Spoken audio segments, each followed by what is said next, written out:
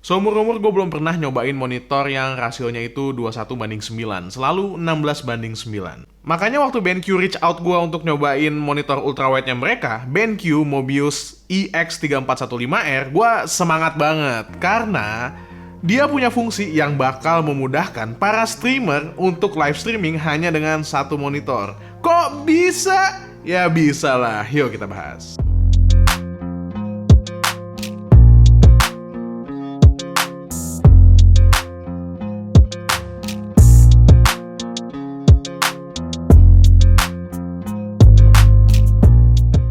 BenQ Mobius EX3415R hadir dalam kemasan yang isinya udah super lengkap. Semua yang kamu perlukan dapet. Adapter, kabel HDMI, kabel DisplayPort, kabel USB Type B to Type A, dan juga buku manual. Semuanya ada. Nah, kabel USB ini nantinya bisa kamu colokin ke PC. Fungsinya jadi mirip-mirip kayak USB hub si monitornya ini. Buat pasang standnya juga gampang. Cukup pasang tiang dan stand dengan cara puter baut yang udah ada pegangannya. Jadi nggak perlu pakai obeng lagi. Setelah itu, stand ini bisa langsung dipasang dengan cara menyelipkan ke lubang-lubang yang udah disediakan. Buat lepasnya lagi juga mudah, tinggal pencet tombol ini lalu tarik aja standnya. Nah, buat kalian yang butuh VESA mount, lokasi lubangnya ada di bagian dalam dari standnya. Jadi, tinggal buka standnya dan lubang untuk VESA mount ini udah bisa langsung diakses. By the way, standnya ini berat bos, asli. Meskipun bagian permukaannya ini plastik, gue jamin ada metal di bagian dalamnya. Ada lapisan karet juga di bagian bawah supaya standnya ini nggak kontak langsung dengan meja dan bikin mejanya nih beset-beset. Ada juga lubang buat kabel manajemen supaya perkabelan ke monitor ini jadi lebih rapi.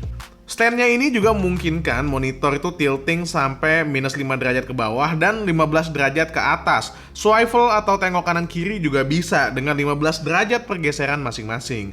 Bisa juga naik turun sekitar 10 cm, jadi bisa menyesuaikan sama ketinggian dan kebutuhanmu. Setelah dipasangin stand, kayak gini tampilan monitornya. Tampan rupawan dengan style yang jujur aja ngebingungin antara mau gaming atau minimalis. Kok gitu? Nah, ini nih yang mau gue bahas nih. Di bagian belakangnya, kalau dilihat aksennya gaming banget, meskipun gak ada RGB kayak monitor gaming high-end lainnya, tapi di sini ada logo Mobius yang super futuristik dan juga subwoofer 5 watt dengan grill yang dikasih tulisan True Sound by Trevolo, nambah aksen kesan gaming di monitor ini. Pokoknya kalau dilihat dari belakang mah, buset ini gaming banget bro. Urusan percolokan, semua port udah ada dari mulai adapter, audio jack, 2 buah HDMI 2.0, DisplayPort 1.4, sebuah USB Type B untuk downstream, dan 2 buah USB Type A untuk upstream. Asiknya, semua port juga menghadap ke bawah, jadi nggak ada tuh acara kabel mentok ke tembok karena madepnya masih ke belakang. BenQ juga ada ngasih sebuah cover untuk ports ini supaya lebih kelihatan rapi. Nah, kalau dilihat dari sisi depan, kesan yang muncul ini lebih ke minimalis ketika lihat panel, campur gaming ketika lihat stand. Standnya ini bentuknya V, warna silver, dan ada aksen oranye garis-garis. Mirip lah kayak pesawat Normandy-nya game Mass Effect. Tapi bentukan panelnya ini BenQ banget dengan bezel lumayan tipis di samping dan atas, juga tebal di bagian dagu. Beralasan sih sebenarnya tebalnya ini karena ada speaker yang harus disematkan di monitor ini. Speakernya ajib loh, nanti gue bahas deh. Juga tombol-tombol dan sensor yang ngumpul di bagian bawah ngasih alasan yang oke sih buat dagunya yang tebel kayak begini. Tapi overall look yang ngasih kesan minimalis campur modern gaming, I don't think so. Setidaknya buat gue, ada pergulatan batin antara fungsi dan estetika. Secara fungsi, standnya bagus, bisa naik turun, bisa tengok-tengok, ada kabel manajemen, swivel, dan lain-lain. Tapi secara estetika agak complicated ya.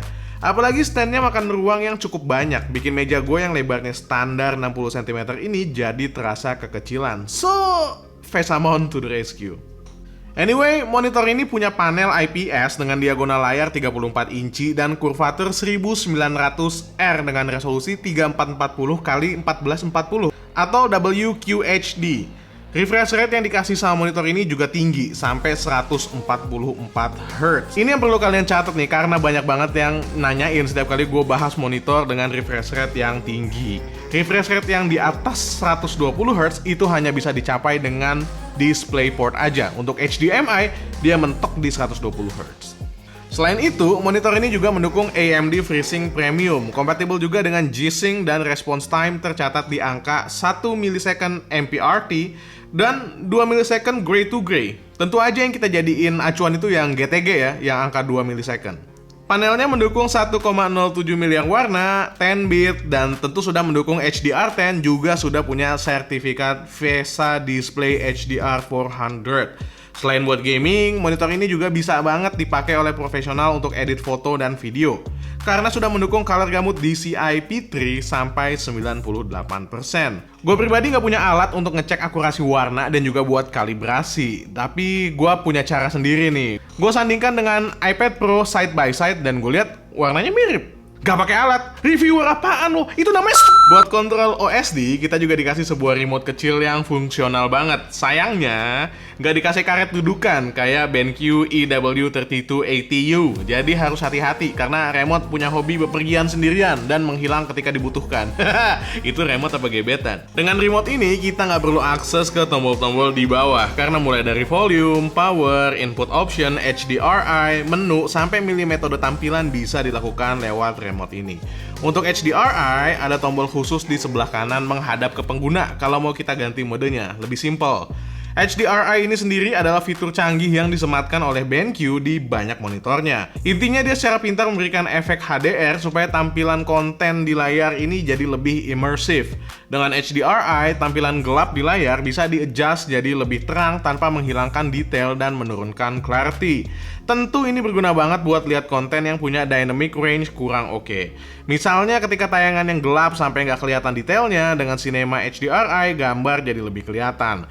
Begitu juga dengan game HDRI, berguna banget buat main game FPS supaya musuh di pojokan kelihatan lebih jelas. HDRI ini juga bisa ngasih emulasi HDR di konten-konten SDR. Tentu aja nggak kayak konten native HDR, tapi it's very nice to have it on board. Gue mau cerita dikit deh tentang perpindahan gue awalnya dari monitor 32 inci BenQ EW3280U ke BenQ EX3415R yang punya rasio ultrawide kayak begini.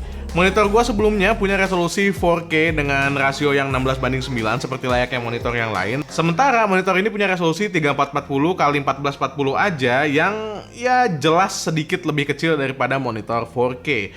Juga rasionya yang 21:9 itu bikin gua harus adjust ya dengan penggunaan monitor dengan rasio 16:9. Awalnya di monitor 16:9 gua kebiasaan untuk numpukin Windows itu atas bawah. Multitasking tapi atas bawah itu bisa dijejerin karena monitornya sudah 4K dan 16:9. Sementara untuk monitor yang ultrawide kayak gini, gue harus membiasakan diri untuk membuat stacking itu kanan kiri alias samping-samping. Dan itu butuh waktu sekitar 1 minggu buat gue bisa adjust dan bilang, oke, gue cocok sama monitor ultrawide ini. Oh iya, gue kebantu banget sama kurvatur 1900R yang diusung di monitor ini. Nggak kebayang sih pegelnya kalau harus tengok kanan kiri ketika pakai monitor ultrawide, tapi nggak curve. Di monitor ini, kurvaturnya natural, hanya butuh sedikit lirikan untuk lihat konten yang ada di pojokan. Kok kurvaturnya cuma 1900R? Wajar, panel IPS ini bos. Untuk main game balapan kayak Forza Horizon 5, ini enak banget. Apalagi kalau dipakai full screen dan cockpit view. Imersif banget ini. Microsoft Flight Simulator pun oke banget di monitor ini. Berasa ada di dalam kokpit pesawat beneran. Meskipun nggak pernah juga sih sebenarnya. Gue juga nggak tahu kayak gimana dalamnya kokpit pesawat beneran. Kalau lagi main game racing kayak Forza Horizon gitu, kalian bisa ganti modenya ke mode racing supaya dapetin warna yang bright dengan gambar yang lebih jernih dengan saturasi yang nggak berlebihan. Selain itu, ada juga mode FPS dan RPG yang dikasih di monitor ini. Mode RPG ngasih warna yang lebih vibrant, sementara mode FPS ngasih warna yang lebih terang. Mungkin biar musuh di tempat gelap itu jadi kelihatan. Di mode FPS ada Black Equalizer buat menyesuaikan tingkat warna hitam. Lagi-lagi, ini sepertinya dipakai untuk menampilkan hitam yang lebih terang sehingga nggak ada musuh yang terlewat. Semuanya bisa bam bam bam, headshot. Bukan cuma game balap atau pesawat aja yang punya tampilan cakep, game-game lain yang dukung resolusi 3440 x 1440 ini juga monggo aja coba dijalanin di monitor ini. Tambahan field of view di kanan kiri bikin pengalaman bermainnya ini makin asik. Game kompetitif pun bisa dijalanin di monitor ini. Meskipun gue yakin kalau pro player nggak akan pakai monitor ultrawide ini untuk kompetitif. Pusing pasti. Nah, untuk kasusnya kayak gini, kamu juga bisa ganti aspek rasionya ke 16:9 untuk dapetin pengalaman layar yang lebih tradisional. Aspek rasio 16:9 juga bakal muncul kalau kamu colokin gaming konsol di monitor ini. Gue coba pakai Xbox Series X dan Nintendo Switch, keduanya bisa dipakai dengan aspek rasio 16:9. Mau jadi 21:9, ya bisa juga, tapi gambarnya jadi kayak ayam geprek, gepeng. Tapi kalau nyaman sih ya terserah. Buat next gen konsol kayak PS5 dan Xbox Series X, ini bisa berjalan di resolusi 1440p dan refresh rate 120Hz. Bukan potensi maksimal memang, karena next gen konsol ini harusnya bisa berjalan di resolusi 4K dan 120Hz. Kalau mau 4K 120 ya bisa, nggak di monitor ini tapi di monitor BenQ-nya yang lain, yaitu EX3210U yang gue belum cobain. Kalau monitor yang satu itu next gen banget lah. Dia katanya punya HDMI 2.1, resolusi 4K 120Hz. Cocok banget buat dipakai di Series X dan juga PS5. Tapi dengan monitor ini you'll stick with 1440p 120Hz untuk Series X dan 1080p 120Hz untuk PS5. Since ketika video ini dibuat, PS5 belum mendukung 1440p. Tapi asiknya monitor ini bisa banget buat dipakai live streaming tanpa dual monitor dengan fitur PIP atau Picture in Picture. Dengan fitur ini, dua gambar dari dua sumber yang berbeda bisa ditampilkan sekaligus. Ini berfungsi banget. Contohnya ya, gue bisa munculin sebelah kiri untuk konsol yang lagi gue mainin dan sebelah kanan untuk PC buat pantau live chat dan juga OBS. Layoutnya juga bisa diganti-ganti, tinggal pilih kebutuhan kalian aja. Canggih kan? Yang gak kalah canggih adalah fitur BI Plus atau Brightness Intelligence Plus punya BenQ yang ada di monitor ini juga. Lihat sensor di tengah ini. Nah, ini nih. Ini adalah sensor BI yang memungkinkan monitornya secara cerdas menyesuaikan kecerahan monitor berdasarkan cahaya ruangan. Perubahan brightness-nya pun perlahan, gak cepet. Jadi mata kita gak kaget ketika tiba-tiba brightness-nya ini berubah.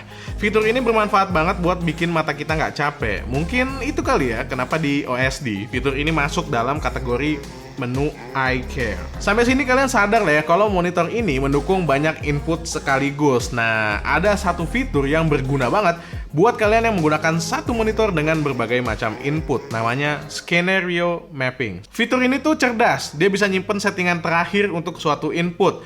Misalnya HDMI 1 dipasangkan dengan MacBook dengan settingan yang udah kalian siapin buat ngedit video, sementara HDMI 2 dicolokin ke Xbox dan DisplayPort dicolokin ke PC untuk main game FPS. Nah, ketika kita ganti inputnya, monitor ini secara cerdas pindahin settingan dirinya sendiri sesuai dengan input yang dipilih. Jadi kita nggak usah ubah manual. Terakhir, gue akan bahas speaker dari monitor ini yang menurut gue salah satu yang juara untuk speaker monitor.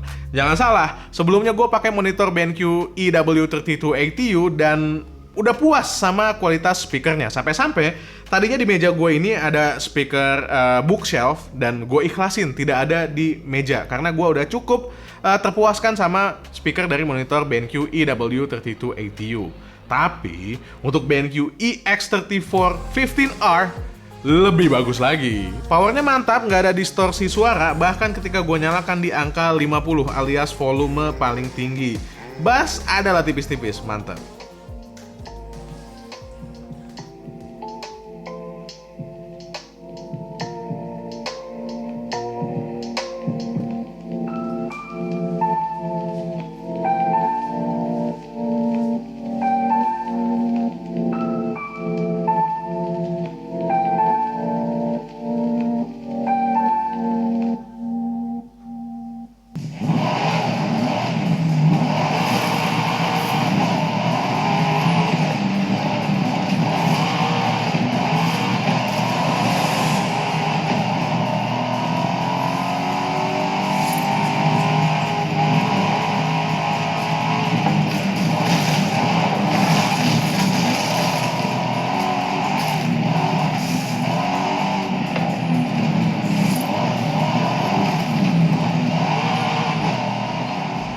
Jadi intinya gue merekomendasikan banget kalian pakai monitor ini buat gaming maupun editing.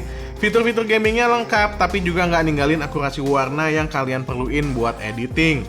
BI Plus bikin main game lama di monitor ini makin nyaman juga. Plus HDRI yang bisa bikin warna-warna yang dikeluarin monitor ini lebih oke. Buat case-case tertentu kayak gue yang pakai buat live streaming, fitur Picture in Picture juga berguna banget. Paling minusnya kalau menurut gue ada di stand-nya yang makan banyak ruang. Juga sebagai pengguna konsol next gen kayak gue, belum bisa dapetin gambar yang optimal dari monitor ini. Fitur-fitur yang ditawarkan sama monitor ini tuh bisa gue bilang menjustifikasi harganya yang mungkin masuk ke golongan anak sultan buat sebagian besar dari kita. Tapi coba aja di compare side by side sama monitor lain yang spesifikasinya mirip-mirip tapi harganya lebih murah. Gue yakin iX3415R ini masih menang. Apalagi garansi 3 tahunnya yang udah gue rasain sendiri, mantap. Masa gue pernah ya servis speaker dan itu hanya dikerjakan dalam waktu kurang dari 10 menit, disamperin ke rumah gue. Jadi monitornya nggak dibawa. Jempolan emang service centernya. Sejujurnya, buat laptop gaming yang lagi gue pakai sekarang, monitor ini adalah salah satu monitor terbaik yang bisa gue gunakan. Untuk main game dengan aspek rasio yang ultra wide itu enak banget, nyaman banget buat dilihat, immersive. Terutama buat game-game kayak game balapan Forza Horizon 5 dan juga Microsoft Flight Simulator. Untuk main game-game FPS juga enak karena dia punya black equalizer yang oke. Tapi, buat kalian yang lagi nyari monitor dengan refresh rate tinggi untuk mainkan dengan konsol current gen seperti PS5 dan Xbox Series X, sepertinya monitor ini kurang cocok karena belum bisa memaksimalkan power dari kedua konsol tersebut. Kalian bisa cobain Mobius EX3210U untuk mainin kedua konsol tadi. Tapi gue sendiri belum cobain dan gue berharap gue bisa nyobain juga. Ya BenQ ya.